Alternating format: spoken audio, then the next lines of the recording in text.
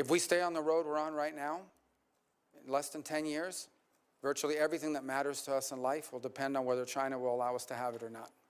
Everything from the blood pressure medicine we take to what movies we get to watch, and everything in between, we will depend on China for it. They have come to dominate the critical mineral industry supplies throughout the world. Everywhere in the world, they've now established critical mineral rights.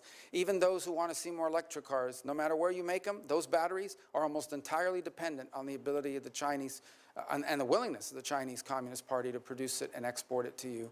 So if we don't change course, we are going to live in a world where much of what matters to us on a daily basis, from our security to our health, will be dependent on whether the Chinese allow us to have it or not. That's an unacceptable outcome.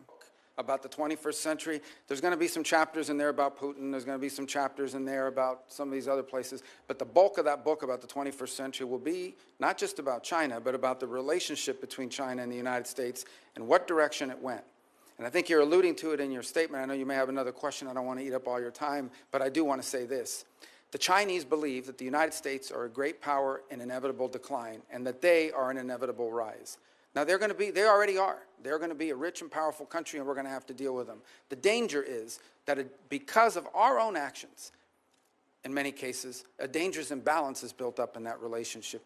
We allowed them for years to pretend that they were some developing countries, so we should allow them to continue to cheat on trade and commerce. We should allow them to continue to expand. They lied about not militarizing and populating island chains in the South China Sea and the like. We allowed them for years, before we got serious about it, to conduct grotesque human rights violations against Uyghur Muslims, as an example. One of the most horrifying things happening on the planet.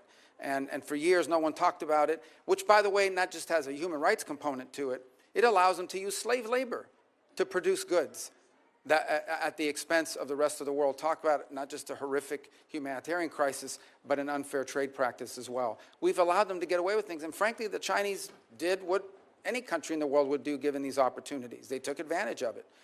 And so I think now we're dealing with the ramifications of it. I agree 100% what you said, but I remind you, and I remind everyone, I guess I want to make this point, that much of what we need to do to confront China is here at home.